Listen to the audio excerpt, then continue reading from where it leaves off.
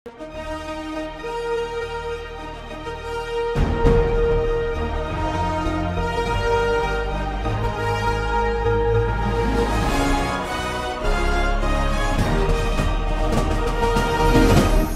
பார்த்து கொண்டிருப்பது உங்கள் ஜாஷ்வா டிவி. சகல ஜனங்களுக்கும் நற்செய்தி.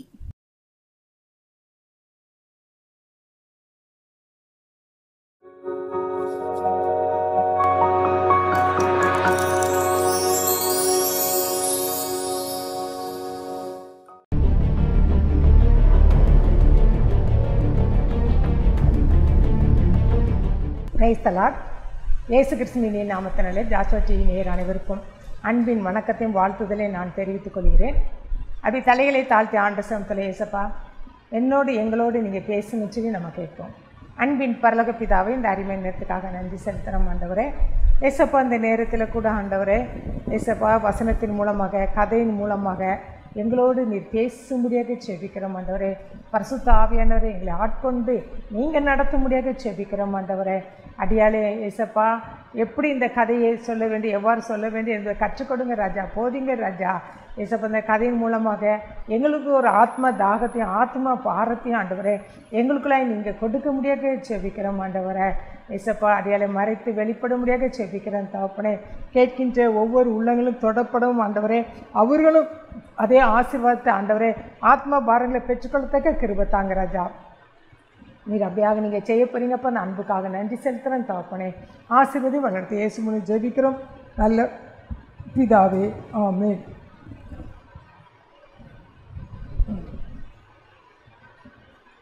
யார் அது?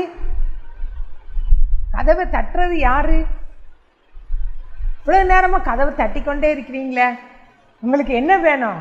ஏன் கதவை தட்டி கொண்டிருக்கீங்க அப்படின்னு சொல்லிட்டு ஒரு அருமையான ஊழியர் தன்னுடைய கதவு தட்டுகிற சத்தம் கேட்ட உடனே அதை குரல் கொடுத்து கொண்டே போய் என்ன செய்த கதவை திறந்தார். இது ஒரு அருமையான ஒரு ஊழியக்காரர் இருந்தார்.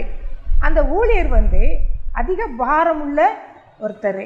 அந்த பாரமுள்ள ஒரு ஊழியர் எப்படியாவது ஆண்டு சுவிசேஷத்தை டெய்லி வெளியில் போய் சுவிசேஷத்தை என்ன செய்வார் சொல்லிக்கொண்டே வந்தார்.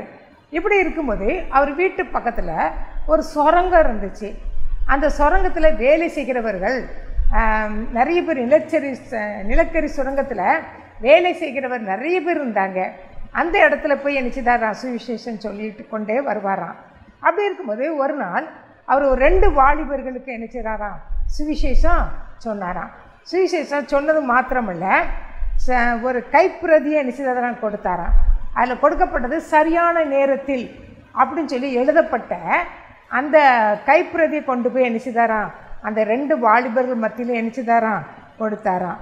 அப்போ அவர்களும் அதை மகிழ்ச்சியோடு நினச்சிதாங்களாம், அதை நினச்சிதாங்க, அதை பெற்றுக்கொண்டாங்களாம் சந்தோஷத்தோட.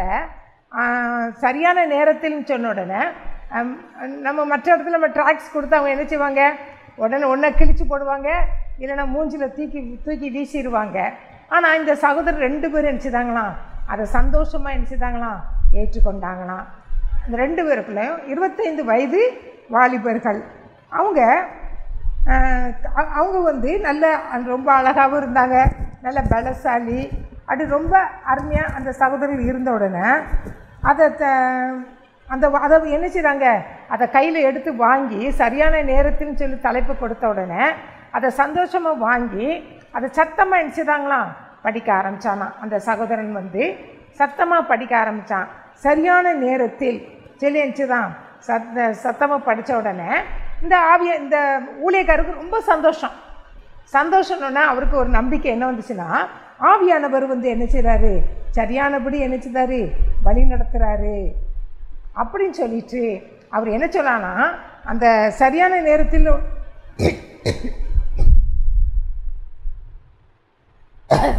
அப்படி சொன்ன உடனே இவருக்கு ரொம்ப சந்தோஷம். உடனே அந்த சரியான ஆண்டு சந்தோஷம் நடத்துகிறாருன்னு சொல்லிட்டு அவருக்கு முகத்தில் அவ்வளோ சந்தோஷத்தோடு அந்த சகோதரர்கள் பார்த்து அவர் சொன்னாராம்.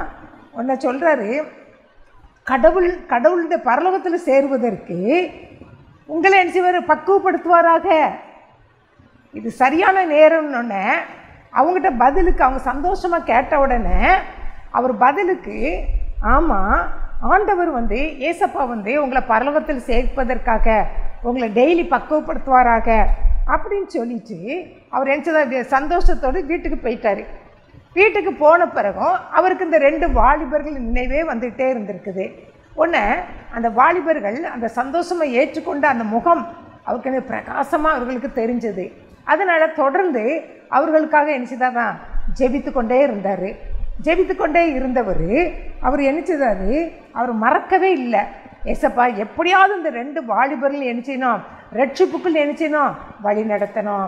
அந்த சரியான நேரத்தில் அந்த ட்ராக்ஸ் வந்து அவங்களோடு பேசி அவங்கள பரலோக ராஜ்யத்துக்கு பிரஜைகளாக மாற்றுங்கப்பா அப்படின்னு சொல்லி ரட்சிப்புக்குள் வழி நடத்துங்கப்பா. ஒருவேளை ரட்சிக்கப்படாத சகோதரர்களாக இருக்கலாம், அவங்கள ரட்சிப்புக்குள் வழி நடத்துங்கன்னு சொல்லி அவர் என்னச்சுதான் தொடர்ந்து ஜெபித்து கொண்டே இருந்தாராம். அப்படி ஜெபித்து கொண்டே இருக்கும்போது இது வந்து சண்டே நடந்த சம்பவம். ஞாயிற்றுக்கிழமை அவர் ஓய்வு நாளில் ஆலயத்துக்கு போயிட்டு வந்த பிறகு நடந்த அந்த சுரங்கத்தில் போய் சொன்ன சம்பவம். அதுக்கப்புறம் 2 நாட்கள் கழித்து, அதான் செவ்வாய்க்கிழமை இரவில் வந்து அந்த ஊழியர் அந்த கதவை தட்டுற சத்தம் ரொம்ப கேட்டுச்சு.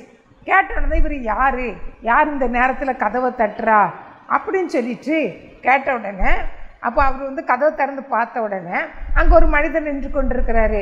அப்போ மனிதர் எடுத்துகிட்டு அவர் கேட்குறாரு, என்னப்பா வேணும், இந்த இரவு நேரத்தில் வந்திருக்கீங்களே, நீங்கள் எதுக்காக வந்தீங்க அப்படின்னு சொல்லி கேட்கும்போது அவர் சொல்கிறாரு, சரியான நேரத்தில் அப்படின்னு சொல்லிட்டு ஒரு கைப்பிரதியை நீங்கள் கொடுத்தது, ஒரு வாலிபனுக்கு கொடுத்தது நீங்கள் தானா அப்படின்னு சொல்லி கேட்கும்போது, ஆமாம் நான் தான் கொடுத்தேன் அப்படின்னு சொல்லி சொல்கிறாரு. அப்படின்னா நீங்கள் உடனே என் கூட என்ன செய்யுங்க வாங்க அப்படின்னு சொல்லிட்டு அவர் என்ன செய்கிறாரு, கூப்பிட்ட உடனே சரி நான் வாரேன்னு சொல்லிட்டு கதவை போட்டிட்டு 2 பேருமா என்ன செய்கிறாங்க போகிறாங்க. போகும்போது அவர் வழியில் கேட்குறாரு, என்ன நடந்துச்சு, என்ன நடந்தது, எதற்காக என்னை அங்கே அழைத்து போகிறீங்க அப்படின்னு சொல்லி கேட்கும்போது தான் அவர் சொல்கிறாரு,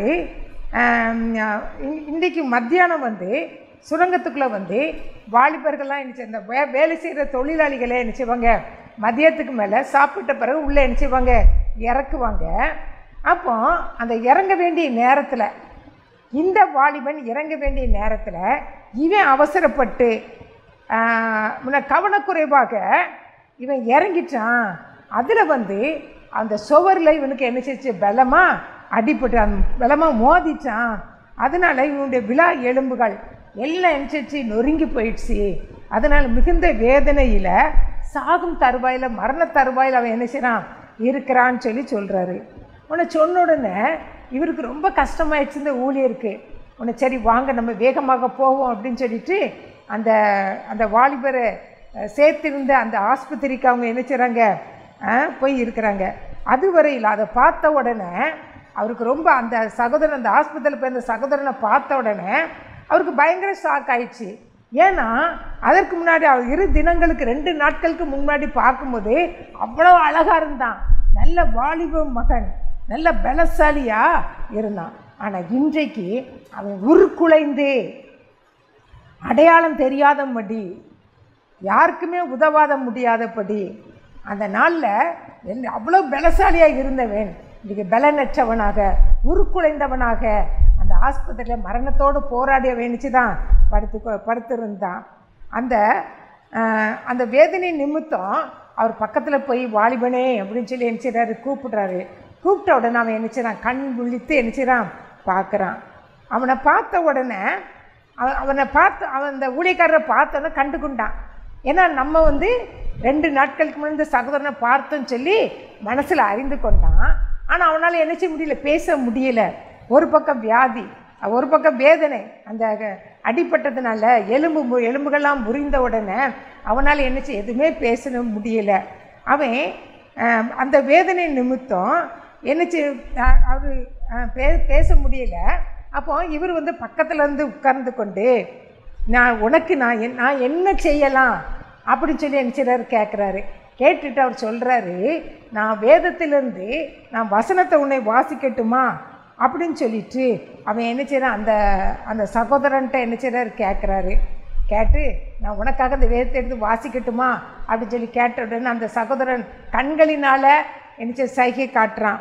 சரி ஓகே சரின்னு சொல்கிறதுக்கு சம்மதத்தை தன்னுடைய விழிகளினால் என்ன செய்யறான் தெரியப்படுத்தார்.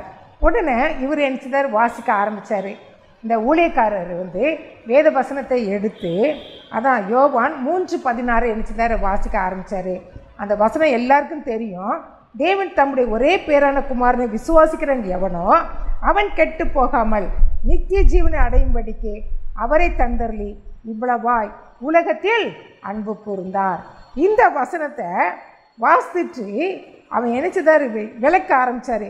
இயேசுவின் அன்பையும் ஏசப்பா நமக்காக மீட்பையும் குறித்த அந்த செய்தியை அவர் என்ன செய்தார், அந்த சகோதரத்தில் என்ன செய்கிறாரு சொல்ல ஆரம்பிக்கிறாரு.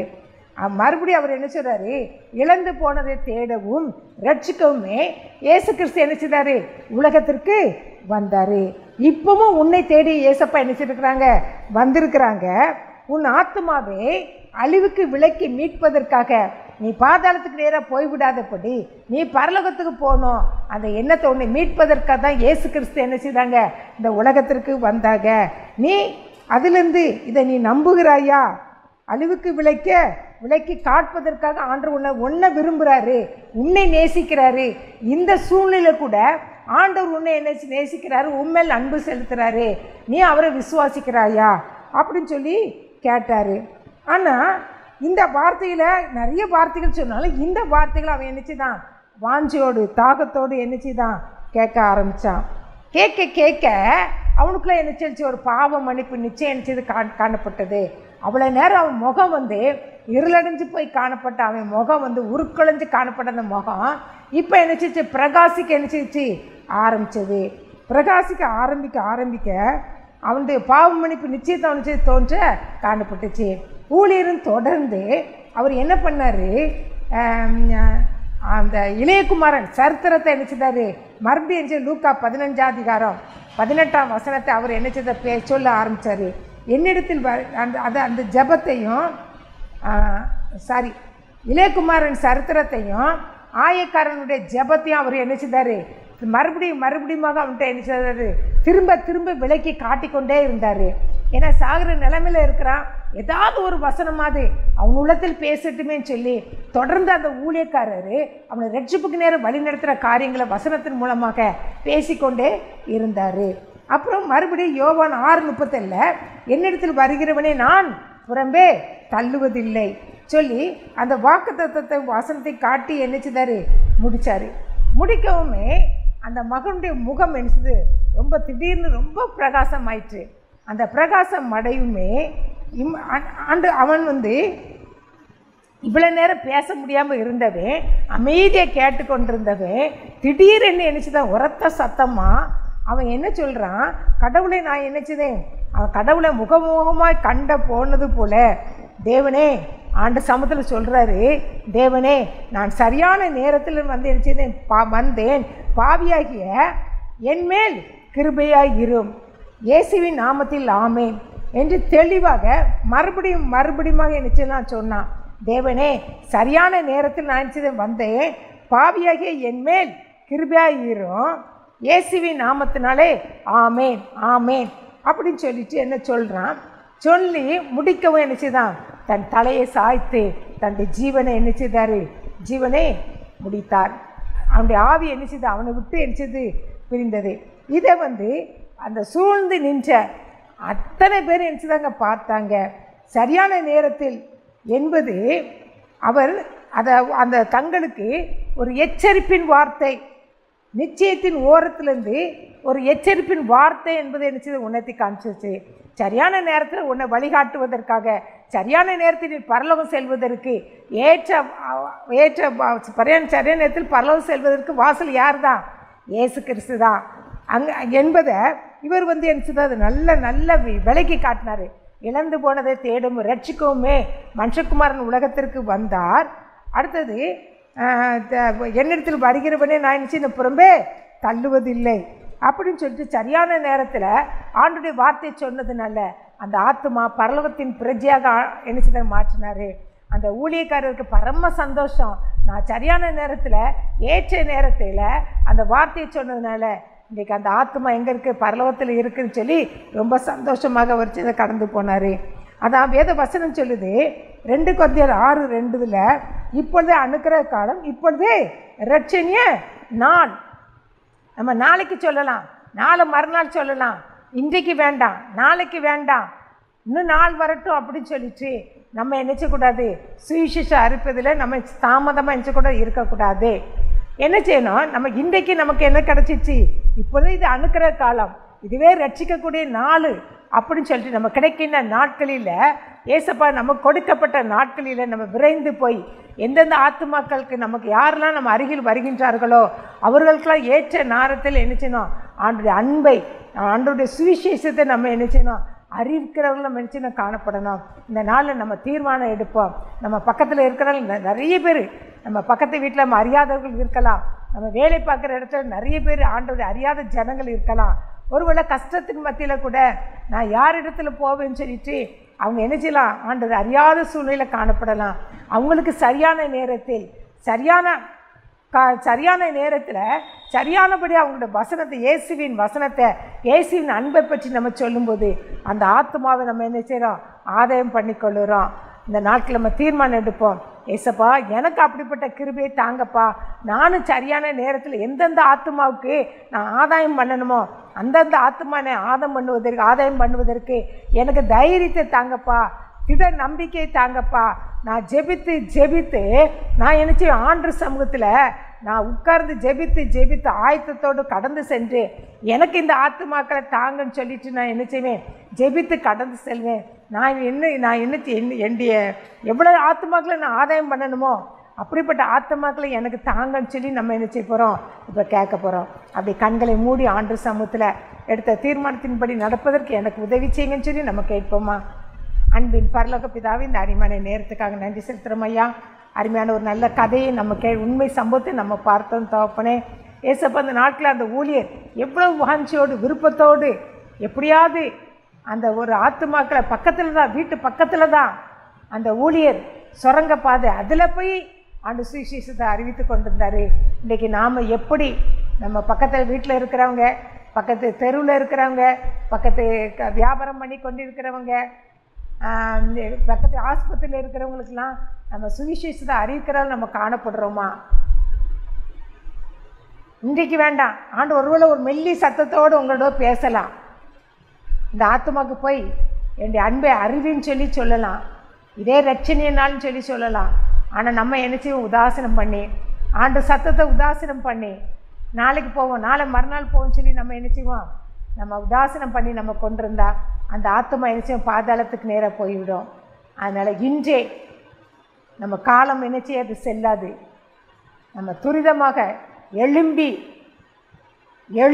எழுந்திருந்து ஏசப்பா இந்த நாளிலாகிலும் எனக்கு கொடுத்த ஆத்மாவுக்கு நன்றி ஏசப்பா, நான் கடந்து சென்று ஆத்மாவை ஆதாயம் பண்ணுவேன்னு சொல்லி நம்ம தீர்மானம் எடுப்போமா? ஆத்மா ஆதாயம் பண்ணுவேன்னு சொல்லி நம்ம தீர்மானம் எடுப்போமா? அன்பின் பரலோக பிதாவே, இந்த அருமையினத்துக்காக நன்றி செலுத்துகிறோம் ஆண்டவரே. இந்த நாளில் எங்களோடு பேசின வார்த்தைகளுக்காக நன்றி செலுத்துகிறோம் ஐயா. அதன்படி நாங்கள் ஊழியத்தின் பாதையில் நாங்கள் தீவிரமாக செயல்படுவோம், ஆத்மாக்களை ஆதாயம் பண்ணுவோம். இது இன்றே ரட்சணை நாள் சொல்லி, அனுக்கிரக காலம் இதுவே ரட்சணை நாள் என்று சொல்லி விரைந்து சென்று ஆத்மாக்களை ஆதாயம் பண்ணுவேன் சொல்லி தீர்மானம் எடுத்த தீர்மானத்தின்படி நடப்பதற்கு உதவி செய்யுங்கப்பா. ஆசீர்வதி வளர்த்து இயேசு மூலம் ஜெபிக்கிறோம் நல்ல பிதாவே, ஆமென்.